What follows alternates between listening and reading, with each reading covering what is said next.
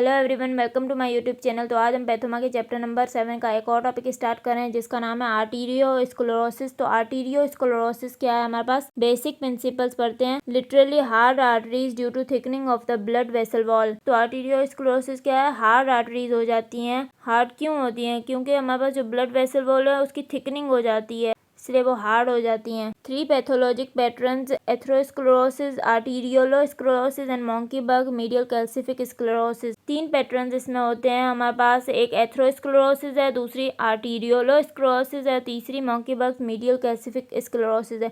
तो तीनों को हम 1 बाय 1 पढ़ते हैं। तो सबसे पहले हमारे पास एथेरोस्क्लेरोसिस। तो एथेरोस्क्लेरोसिस क्या है, हमारे पास intimal plaque that obstructs blood flow. तो एथेरोस्क्लेरोसिस में क्या होता है, हमारे पास ये देखिए, हमारे पास ल्यूमन है ब्लड वेसल का। उसके बाद हमारे पास कौन सी लेयर होती है, इंटीमा होती है। उसके बाद हमारे पास मीडिया होती है। उसके बाद हमारे पास एडवेंटिशिया होती है। तो अब ये प्लेग हमारे पास इंटीमा में बनेगा तो वो क्या करेगा, ल्यूमन को ऑब्स्ट्रक्ट कर देगा। उसकी वजह से क्या होगा, ब्लड फ्लो हमारे पास ऑब्स्ट्रक्ट हो जाएगा। Consist of a necrotic lipid core mostly cholesterol with a fibromuscular cap. Figure 7.5 often undergoes dystrophic calcification. तो इंटीमल प्लेग में हमारे पास क्या होता है, नेक्रोटिक लिपिड कोर होता है जिसमें हमारे पास मोस्टली कोलेस्ट्रॉल होता है और नेक्रोटिक डेब्रिस वगैरह होता है। और उस नेक्रोटिक लिपिड कोर के ऊपर हमारे पास एक फाइब्रोमस्कुलर कैप होती है। मैं आपको फिगर 7.5 दिखाती हूँ। ये हमारे पास फिगर 7.5 है, इसमें एथेरोस्क्लेरोसिस दिखाई गई है। और इसमें हमारे पास क्या होती है, डिस्ट्रोफिक कैल्सिफिकेशन हो सकती है। Involves large and medium sized arteries,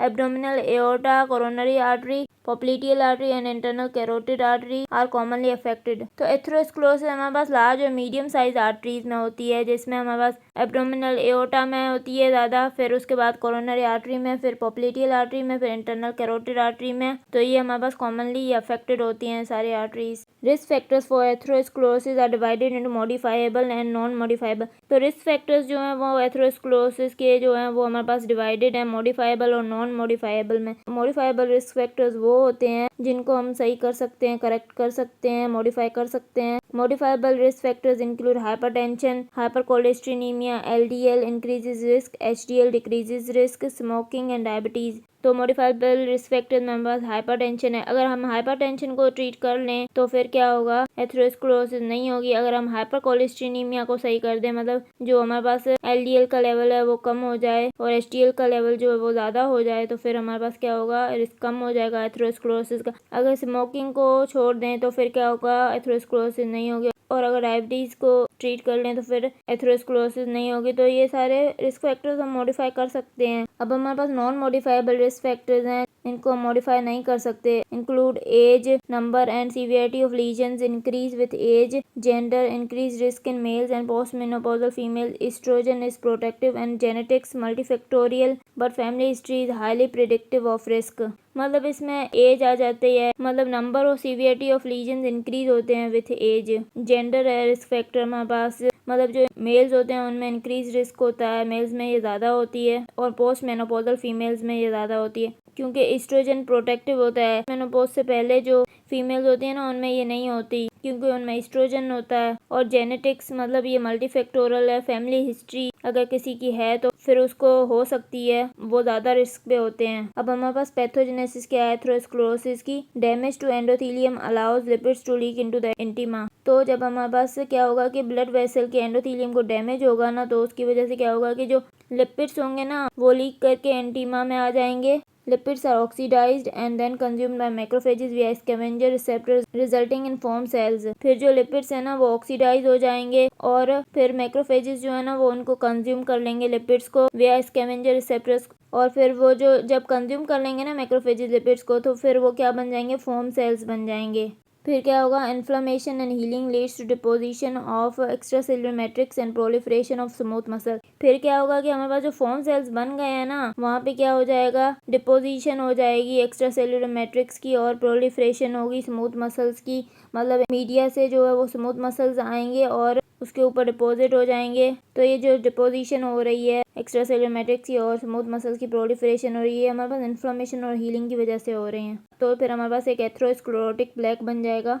अब हमारे पास मॉर्फोलॉजिक स्टेजेस क्या है इसकी, begins as fatty streaks, flat yellow lesions of the intima consisting of lipid-laden macrophages arise early in life, present in most teenagers। तो सबसे पहले क्या होगा कि फैटी स्ट्रिक्स से ये शुरू होगा, मतलब पहले फैटी स्ट्रिक्स बनती हैं। फैटी स्ट्रिक्स क्या होती है, हमारे पास फ्लैट येलो लीजन्स होती हैं इंटीमा की। वहाँ पे क्या होते हैं, हमारे पास लिपिड मैक्रोफेजेस होते हैं, मतलब वो मैक्रोफेजेस जिन्होंने लिपिड को खाया हुआ होता है वो वहाँ पे होते हैं, वो हमें येलो कलर की नजर आती हैं लीजन्स। और ये जो फैटी स्ट्रिक्स है ना, ये अर्ली इन लाइफ अराइज हो जाती हैं मोस्टली। ये हमारे पास टीनेजर्स में प्रेजेंट होती हैं। प्रोग्रेसिस टू एथेरोस्क्लेरोटिक प्लेग, फिर ये हमारे पास जो फैटी स्ट्रिक्स है ना, वो एथेरोस्क्लेरोटिक प्लेग में प्रोग्रेस करती है। ये हर किसी में प्रोग्रेस नहीं करती, जिनमें रिस्क फैक्टर्स होते हैं उनमें फिर ये प्रोग्रेस कर जाती हैं, उनमें फिर ये एथेरोस्क्लेरोटिक प्लेग बन जाती हैं। Complications of atherosclerosis account for more than 50% of disease in western countries. तो हमारे पास जो वेस्टर्न कंट्रीज होती है ना, उनमें कॉम्प्लिकेशंस ऑफ एथेरोस्क्लेरोसिस बहुत ज़्यादा होती हैं। मोर देन 50% ऑफ डिजीज होती हैं, इतनी ज़्यादा उनमें कॉम्प्लिकेशंस होती हैं। तो कॉम्प्लिकेशंस क्या है, stenosis of medium sized vessels results in impaired blood flow and ischaemia leading to peripheral vascular disease, low extremity arteries, example popliteal angina, coronary arteries, ischaemic bowel disease, mesenteric arteries. तो जब हमारे पास stenosis हो जाएगी atherosclerotic plague की वजह से medium size vessels की, तो उसकी वजह से क्या होगा, इम्पेयर्ड ब्लड फ्लो हो जाएगा, ब्लड फ्लो सही से नहीं जाएगा ऑर्गन्स की तरफ, तो उनकी क्या हो जाएगी, इस्कीमिया हो जाएगी। जब हमारे पास जो पोप्लीटियल आर्टरी सप्लाई कर रही है लोअर एक्सट्रीमिटीज को, उसमें अगर हमारे पास स्टेनोसिस हो जाएगी, फिर क्या होगा, पेरिफेरल वेस्कुलर डिजीज हो जाएगी। अगर कोरोनरी आर्टरी में स्टेनोसिस हो जाएगी तो क्या होगा, एंजाइना हो जाएगा। और अगर मेजेंट्रिक आर्टरी में होगी तो क्या होगा, इस्कीमिक बाउल डिजीज होगी। Plaque rupture with thrombosis results in myocardial infarction, coronary arteries and stroke, example middle cerebral artery। अगर प्लेक रप्चर हो जाएगा तो फिर क्या होगा, मायोकार्डियल इन्फाक्शन होगी अगर कोरोनरी आर्टरीज इन्वॉल्व होती हैं, और अगर मिडल सेरेब्रल आर्टरीज इन्वॉल्व हो जाती हैं तो फिर क्या होगा, स्ट्रोक हो जाएगा। Plaque rupture with embolisation results in atherosclerotic emboli characterised by cholesterol crystals within the embolus, figure 7.6। और अगर हमारे पास प्लेक रप्चर हो, एम्बोलाइजेशन हो, तो उसकी वजह से क्या होगा, एथेरोस्क्लेरोटिक एम्बोलाई बन जाएगा, और उस एम्बोलाई में क्या होगा, कोलेस्ट्रॉल क्रिस्टल्स होंगे। फिगर 7.6 में आपको दिखाती हूँ। ये हमारे पास फिगर 7.6 है जिसमें एथेरोस्क्लेरोटिक एम्बोलस दिखाया हुआ है। ये हमारे पास एथेरोस्क्लेरोटिक एम्बोलस दिखाया हुआ है। अब हमारे पास कौन सी कॉम्प्लिकेशन है, weakening of vessel wall results in aneurysm, example abdominal aorta. Atherosclerosis की वजह से कॉम्प्लिकेशन क्या हो सकती है, जो हमारे पास वेसल वॉल है उसकी वीकनिंग हो जाए तो फिर उसकी वजह से क्या होगा, एन्यूरिज्म हो जाएगा। अगर एब्डोमिनल एओर्टा की वीकनिंग हो जाती है तो उसमें क्या होगा, एन्यूरिज्म हो जाएगा। अब हमारे पास क्या है, आर्टीरियोस्क्लेरोसिस है, तो इसको डिस्कस करते हैं। Narrowing of small arterioles divided into hyaline and hyperplastic types. जब हमारे पास स्मॉल आर्टीरियोल्स की नैरोइंग होगी ना, तो उसको हम बोलते हैं आर्टीरियोस्क्लेरोसिस। ये हमारे पास divided into hyaline and hyperplastic types. तो हाइलिन आर्टीरियोस्क्लेरोसिस क्या है, hyaline arteriolosclerosis is caused by proteins leaking into the vessel wall producing vascular thickening. Proteins are seen as pink hyaline on microscopy, figure 7.7। Hyaline arteriosclerosis में क्या होता है कि हमारे पास जो प्रोटीन्स होते हैं ना, वो वेसल वॉल में लीक हो जाते हैं, तो उसकी वजह से क्या होता है कि वेस्कुलर थिकनिंग हो जाती है। प्रोटीन्स जो है वो हमें एज अ पिंक हाइलिन नजर आते हैं माइक्रोस्कोपी पे। तो फिगर 7.7 में दिखाती हूँ आपको। ये हमारे पास फिगर 7.7 है, इसमें हाइलिन आर्टीरियोस्क्लेरोसिस दिखाई हुई है, तो ये आप देख सकते हैं इसमें। Consequence of long standing benign hypertension और डायबिटीज़। तो हाइलिन आर्टीरियोस्क्लेरोसिस क्यों होती है हमारे पास, क्योंकि हमारे पास अगर बिनाइन हाइपरटेंशन बहुत लंबे अरसे से है तो उसकी वजह से हो सकती है, डायबिटीज है उसकी वजह से हो सकती है। Results in reduced vessel wall calibre with end organ ischemia, classically produces glomerular scarring. Arterionephrosclerosis, figure 7.8 that slowly progresses to chronic renal failure. जब हमारे पास हाइलिन आर्टीरियोस्क्लेरोसिस हो जाएगी तो उसकी वजह से क्या होगा, जो वेसल है उसका जो है वो कैलिबर जो है वो रिड्यूस हो जाएगा ना, ल्यूमन, तो उसकी वजह से क्या होगा, एंड ऑर्गन इस्कीमिया हो जाएगा। क्लासिकली किडनीज को इन्वॉल्व करती है, तो क्या होता है कि ग्लोमेरुलर स्कारिंग हो जाती है। जब किडनी को ब्लड नहीं जाएगा तो फिर क्या होगी, स्कारिंग होगी, तो उसको हम बोलते हैं आर्टीरियोनेफ्रोस्क्लेरोसिस। और ये जो कंडीशन है आर्टीरियोनेफ्रोस्क्लेरोसिस, ये स्लोली प्रोग्रेस करती है और फिर क्या होता है, क्रोनिक रीनल फेलियर हो जाता है। तो ये फिगर 7.8 मैं आपको दिखाती हूँ। ये फिगर 7.8 है जिसमें क्या है, हमारे पास आर्टीरियोनेफ्रोस्क्लेरोसिस दिखाई गई है। अब हमारे पास दूसरी टाइप है इसकी, हाइपरप्लास्टिक आर्टीरियोस्क्लेरोसिस। ये क्या है, involves thickening of vessel wall bye hyperplasia of smooth muscle, onion skin appearance, figure 7.9। Hyperplastic arteriosclerosis में क्या होता है कि हमारे पास जो थिकनिंग होती है वेसल वॉल की, किस वजह से होती है? जब हमारे पास हाइपरप्लेजिया हो जाता है स्मूथ मसल का, उस वजह से थिकनिंग होती है। और ये हमारे पास ओनियन स्किन अपीयरेंस नज़र आती है हमें।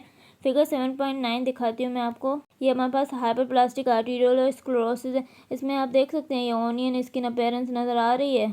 तो ये इस तरह होती है हमारे पास, जैसे हमारे पास जो प्याज है उसके छिलके होते हैं ना, वैसी अपीयरेंस होती है। कंसिक्वेंस ऑफ मैलिग्नेंट हाइपरटेंशन, ये किस वजह से होती है? अगर किसी को मैलिग्नेंट हाइपरटेंशन है तो उसमें ये हो सकती है। Results in reduced vessel calibre with end organ ischaemia, इसमें भी क्या होगा, जो वेसल है उसका कैलिबर रिड्यूस हो जाएगा, फिर क्या होगा, एंड ऑर्गन स्कीमिया होगा। May lead to fibrinoid necrosis of the vessel wall with haemorrhage, classically causes acute renal failure with a characteristic phlebitin appearance। Hyperplastic arteriosclerosis की वजह से फिब्रिनोइड नेक्रोसिस हो सकती है वेसल वॉल की, और हेमरेज हो सकता है। क्लासिकली ये क्या करवाती है, हमारे पास अक्यूट रीनल फेलियर करवाती है, मतलब हमें एक फिलिबिटिन अपीयरेंस नज़र आती है उसमें। अब हमारे पास क्या है, monkey bugs medial calcification. Monkey bug medial calcification क्या है, पढ़ते हैं इसको। Calcification of the media of muscular medium size arteries non obstructive, figure 7.10a। इसमें हमारे पास क्या होता है कि जो मस्क्यूलर आर्टरीज, जो मीडियम साइज आर्टरीज होती है ना, उनकी जो मीडिया लेयर है ना, उसमें कैल्सिफिकेशन हो जाती है। ये नॉन ऑब्स्ट्रक्टिव होती है। जब मीडिया में कैल्सिफिकेशन होगी तो ब्लड फ्लो में कोई ऑब्स्ट्रक्शन नहीं आएगी। जब एंटीमा में होती है तो ऑब्स्ट्रक्शन होती है ब्लड फ्लो में। फिगर 7.10 मैं आपको दिखाती हूँ। ये हमारे पास फिगर 7.10 है, इसमें मॉन्की बस मीडियल कैल्सिफिक स्क्लेरोसिस दिखाई गई है। तो ये हमारे पास आप देख सकते हैं, ये मीडिया जो लेयर है इसमें ये आप देख सकते हैं ये क्या हो रही है, कैल्सिफिकेशन हो गई है। Not clinically significant, seen as an incidental finding on X ray और मेमोग्राफी, फिगर 7.10 भी। क्लिनिकली ये इतनी सिग्निफिकेंट नहीं है, क्लिनिकली इसके इतने सिम्टम नहीं आते हैं। इंसिडेंटली हमें अचानक से एक्सरे करवाया, अचानक से मेमोग्राफी करवाई और अचानक से पता चला कि किसी बंदे को ये monkey bugs medial calcific sclerosis है। फिगर 7.10 भी आपको दिखाती हूँ मैं। ये हमारे पास फिगर 7.10 भी है। इसमें ये देखें आप, ये हमारे पास जो है वो मीडियल कैल्सिफिकेशन हो गई है।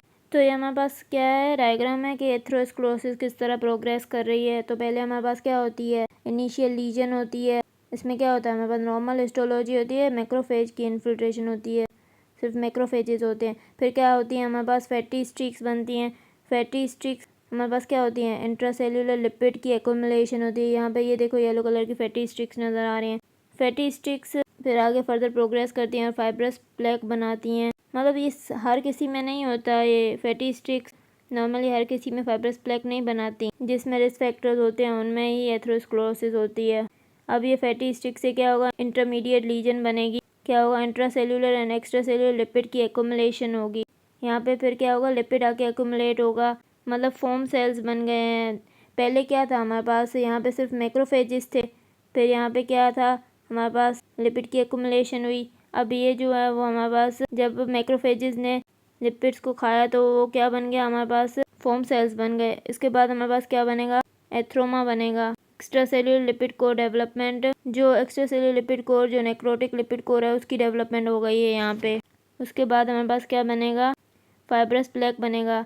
अब फाइब्रोटिक कैल्सिफिक लेयर्स आएंगी, उसके ऊपर जो एथ्रोमा बन गया था उसके ऊपर क्या आएगा, स्मूथ मसल्स आएंगे, डिपोजिट होंगे, एक्स्ट्रासेल्युलर मैट्रिक्स डिपोजिट होगा, फाइब्रस कैप आ जाएगी उसके ऊपर। नीचे क्या होगा, नेक्रोटिक डेब्रिस है, कोलेस्ट्रोल है, ये सारी चीज़ें हैं नीचे।